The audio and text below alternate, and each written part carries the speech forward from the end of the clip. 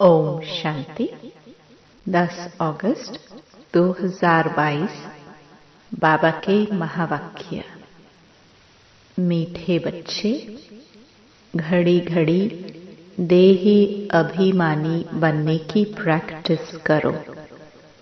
मैं आत्मा हूँ, एक शरीर छोड़ दूसरा लेती हूँ। अब मुझे घर जाना है। प्रश्न: सबसे मुख्य त्योहार कौन सा है और क्यों? उत्तर: सबसे मुख्य त्योहार है रक्षाबंधन, क्योंकि बाप जब पवित्रता की राखी बांधते हैं तो भारत स्वर्ग बन जाता है। रक्षाबंधन पर तुम बच्चे सबको समझा सकते हो कि यह त्योहार मनाना कब से शुरू हुआ और क्यों। सतयुग में इस बंधन की दरकार ही नहीं, लेकिन वह कह देते हैं यह रक्षाबंधन तो परंपरा से चलता आया है। गीत जय जय अम्बे मां। ओम शांति। यह भी भक्ति मार्ग का गीत है। भक्ति मार्ग में अनेक प्रकार का गायन होता है। गायन निराकार, आकार और साकार तीनों का होता है। अब बाप बच्चों को समझाते हैं। बच्चे तो समझ गए कि हम आत्मा हैं। हमको समझाने वाला है परमपिता परमात्मा। सर्व मनुष्य मात्र को सद्गति देने वाला एक ही है। फिर उनके साथ जो सर्विस करने वाले हैं उन्हों की भी महिमा गाते हैं। बाप तो कहते हैं मामेकम याद करो। आत्मा समझती है अभी परमपिता परमात्मा हमको सम्मुख नॉलेज देते हैं। उस बाप की ही अव्यभिचारी याद रहनी चाहिए और कोई नाम रूप की याद नहीं आनी चाहिए। आत्मा तो सब है, बाकी शरीर मिलने से शरीर के नाम बदलते जाते हैं। आत्मा पर कोई नाम नहीं, शरीर पर ही नाम पड़ता है। बाप कहते हैं मैं भी आत्मा हूँ, परंतु परम आत्मा यानी परमात्मा हूँ। मेरा नाम तो है ना, मैं हूँ आत्मा। मैं शरीर कभी धारण करता नहीं हूँ, इसलिए मेरा नाम रखा गया है शिव। और सभी के शरीर के नाम पढ़ते हैं। मेरा तो शरीर नहीं है, नाम तो चाहिए ना। नहीं तो मैं भी आत्मा, तो फिर परमात्मा कौन है? मैं हूँ परम आत्मा, मेरा नाम है शिव। जो भी पूजा करते हैं लिंग की करते हैं। लिंग पत्थर को ही परमात्मा कहते रहते। फिर जैसी भाषा वैसा नाम, परंतु चीज एक ही है। जैसे तुम्हारी आत्मा वैसे मेरी है। तुम भी बिंदी, मैं भी बिंदी हूँ। मुझ बिंदी का नाम है शिव। पहचान के लिए नाम तो चाहिए ना। इस समय ब्रह्मा सरस्वती जो बड़े ते बड़े हैं उनको भी सद्गति मिल रही है। सद्गति तो सभी आत्माओं को मिलनी है। सभी आत्माएं परमधाम में रहती है। फिर परमात्मा को तो अलग रखेंगे ना। सबको अपना अपना पाठ मिला हुआ है। सारी रुद्र माला का बीज रूप बाप है ना। सभी उनको याद करते हैं, ओ गॉड फादर। सभी जगह फादर को याद करते हैं, मदर को नहीं। यहाँ भारत में ही आकर पतितों को पावन बनाते हैं। मदर भी एडॉप्टेड है। सरस्वती को भी परमपिता परमात्मा ने ब्रह्मा द्वारा एडॉप्ट किया और फिर इसमें प्रवेश किया है। यह एडॉप्शन और प्रकार की है। थ्रू तो कोई चाहिए ना।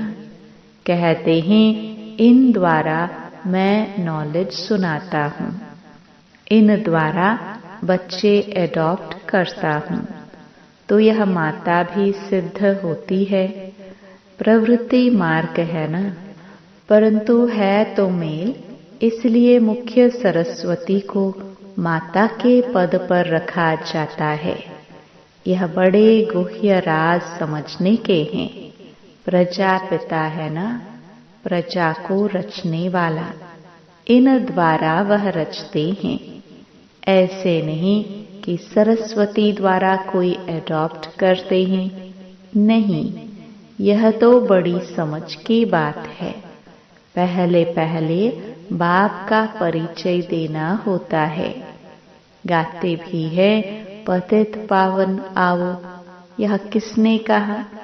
आत्मा ने, क्योंकि आत्मा और शरीर दोनों ही पतित हैं। पहले तो अपने को आत्मा समझना है। आत्मा ही कहती है मैं शरीर लेता हूँ, छोड़ता हूँ। एक एक बात निश्चय में बिठानी होती है, क्योंकि नई बात है ना। और जो सुनाते हैं वह है मनुष्य, भगवान तो नहीं। जब कोई आते हैं तो पहले पहले यह समझाओ कि आत्मा और शरीर दो चीजें हैं। आत्मा अविनाशी है। पहले अपने को आत्मा समझो। मैं मैजिस्ट्रेट हूँ, यह किसने कहा? आत्मा इन ऑर्गन से कहती है। आत्मा जानती है मेरे शरीर का नाम भी है और पद भी है मैजिस्ट्रेट का। यह शरीर छोड़ने से मैजिस्ट्रेट पद और शरीर का नाम रूप सब बदल जाएगा, पद भी दूसरा हो जाएगा। तो पहले पहले आत्म अभिमानी बनना है। मनुष्यों को तो आत्मा का ज्ञान भी नहीं है। पहले आत्मा का ज्ञान देकर फिर समझाओ आत्मा का बाप तो परमात्मा है। आत्मा दुखी होती है तो पुकारती है ओ गॉड फादर, वही पतित पावन है। आत्माएं सब पतित हो गई है तो जरूर परमपिता परमात्मा को आना पड़े, पतित दुनिया और पतित शरीर में। बाप खुद कहते हैं मुझ दूर देश के रहने वाले को बुलाते हैं, क्योंकि तुम पतित हो, मैं एवर पावन हूँ। भारत पावन था, अभी पतित है। पतित पावन बाप आकर आत्माओं से बात करते हैं। ब्रह्मा तन में आकर समझाते हैं। इसलिए इनका नाम है प्रजापिता। ब्रह्मा द्वारा प्रजा रचते हैं। कौन सी? जरूर नई प्रजा रचेंगे। आत्मा जो अपवित्र हैं उनको पवित्र बनाते हैं। आत्मा पुकारती है हमको दुख से छुड़ाओ, लिबरेट करो। सबको लिबरेट करते हैं। माया ने सबको दुखी किया है। सीताओं ने पुकारा है ना। एक तो सीता नहीं, सब रावण की जेल में विकारी भ्रष्टाचारी बन गए हैं। है ही रावण राज्य। राम तो है ही निराकार।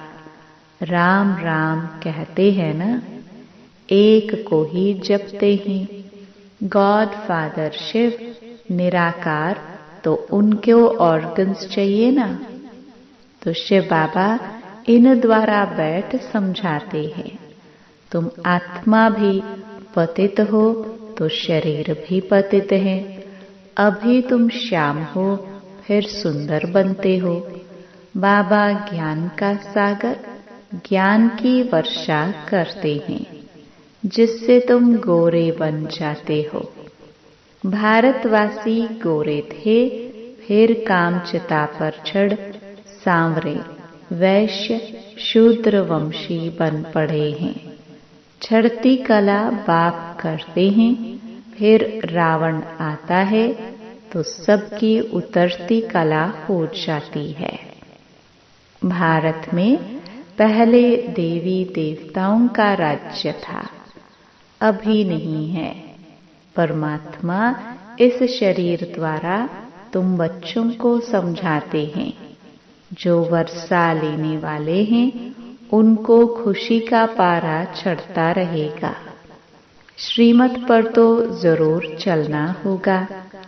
आप पावन बनाने आए हो, मैं भी जरूर पावन बनूंगा, तब ही पावन दुनिया का मालिक बनूंगा।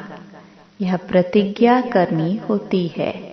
यही राखी बंधन है। बच्चे प्रतिज्ञा करते हैं बाप से।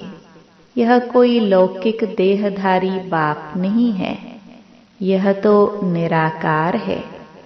इनमें प्रवेश किया है। कहते हैं तुम भी देही अभिमानी बनो, अपने को आत्मा समझ मुझ परमपिता परमात्मा को याद करो। भारत में ही प्योरिटी थी तो कितनी पीस प्रॉस्पेरिटी थी, और कोई धर्म वाला नहीं था। तुम कहेंगे बाबा हमको ऐसा समझाते हैं, तुम भी समझो। बाबा को याद करने से ही विकर्म विनाश होंगे। पावन बनाने वाला एक ही बाप है। बाप समझाते हैं तुम आत्मा हो, तुम्हारा स्वधर्म शांति है। तुम शांति धाम के रहने वाले हो। तुम कर्म योगी हो। साइलेंस में तुम कितना समय रहेंगे? अपने को आत्मा समझ बाप को याद करो तो विकर्म विनाश होंगे। कलयुग में है ही सब पतित, तुम जानते हो। हम संगम पर पावन बन रहे हैं। पतित दुनिया का विनाश होना है। यह महाभारत लड़ाई है। नेचुरल कैलामिटीज होती है। इन द्वारा पुरानी दुनिया खलास होनी है। नई दुनिया में है ही देवताओं का राज्य। तो अभी हम परमपिता परमात्मा के फरमान पर चलते हैं। उनकी श्रीमत मिलती है। यह नॉलेज बड़ी समझने की है। बोलो ऐसे नहीं कि एक कान से सुन दूसरे कान से निकाल देना है। यहाँ तो पढ़ना है। 7 दिन की बत्ती भी मशहूर है।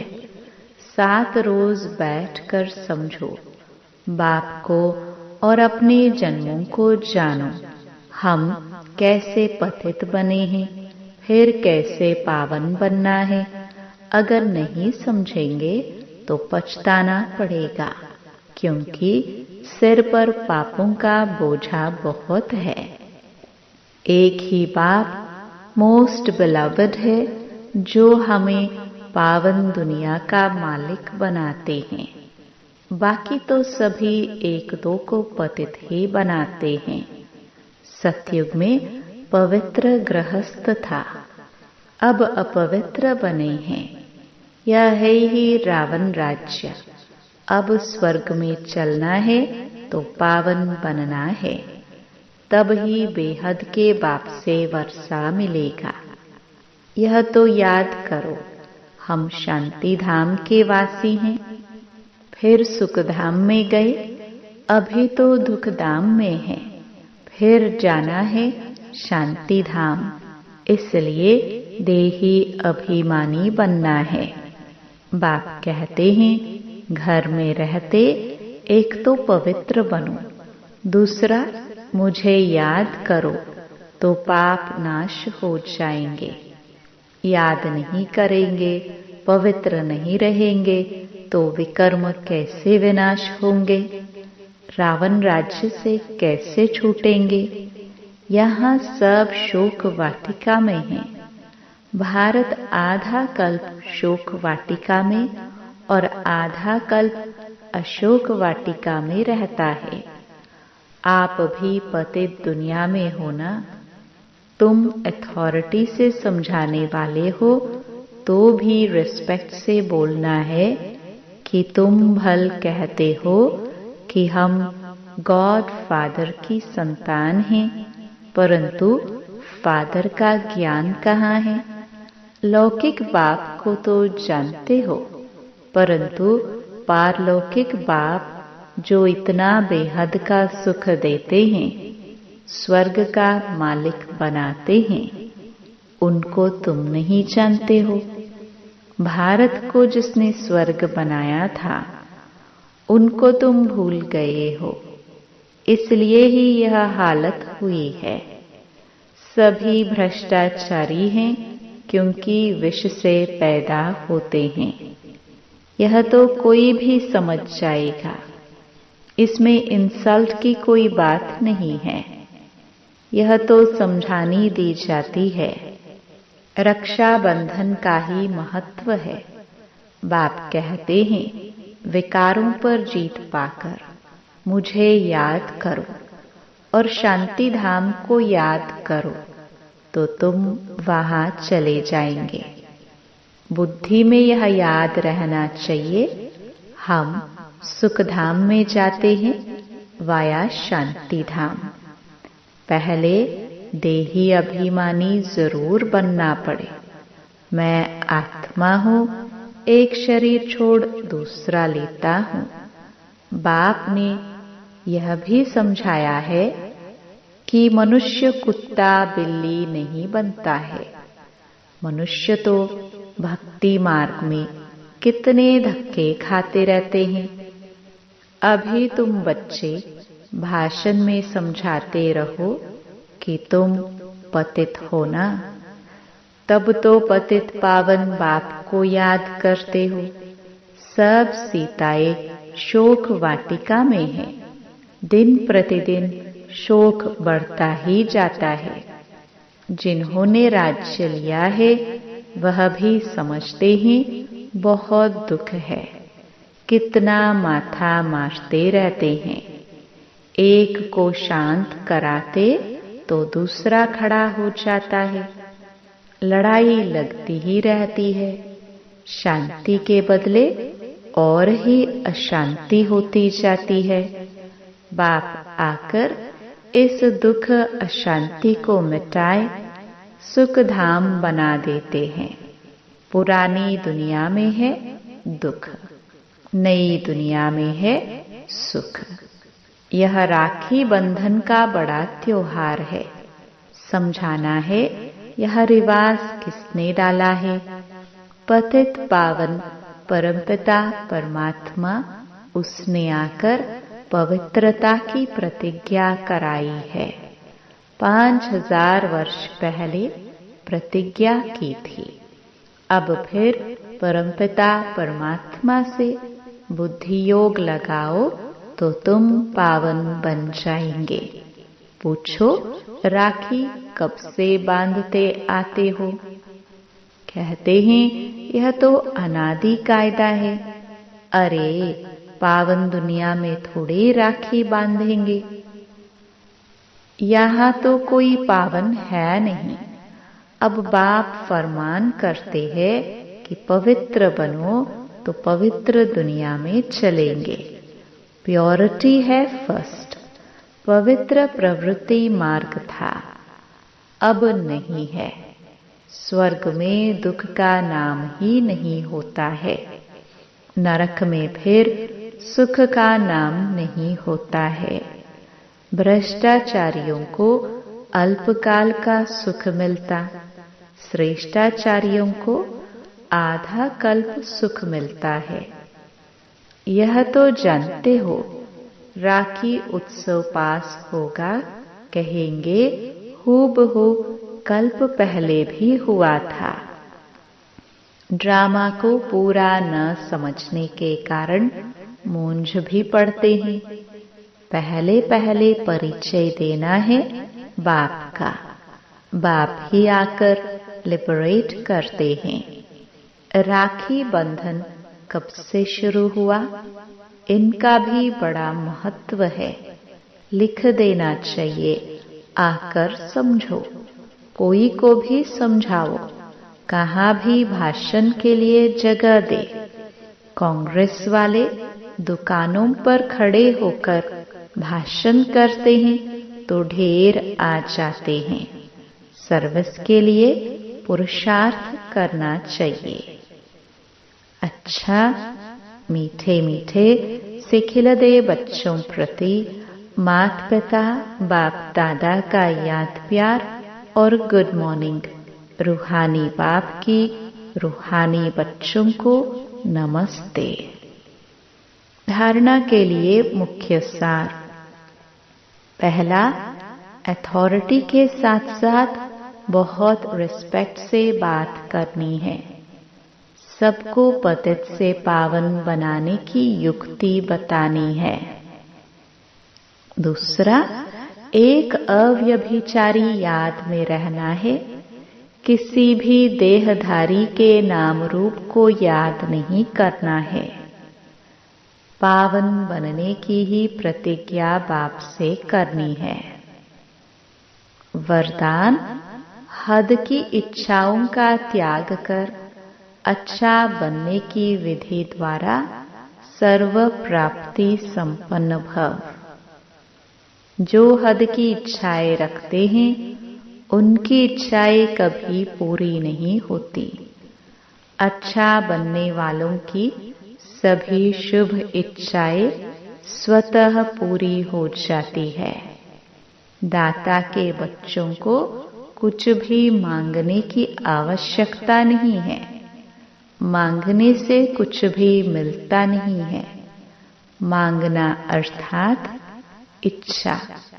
बेहद की सेवा का संकल्प बिना हद की इच्छा के होगा तो अवश्य पूरा होगा। इसलिए हद की इच्छा के बजाय अच्छा बनने की विधि अपना लो तो सर्व प्राप्तियों से संपन्न हो जाएंगे। स्लोगन। याद और निस्वार्थ सेवा द्वारा मायाजीत बनना ही विजयी बनना है। ओम शांति।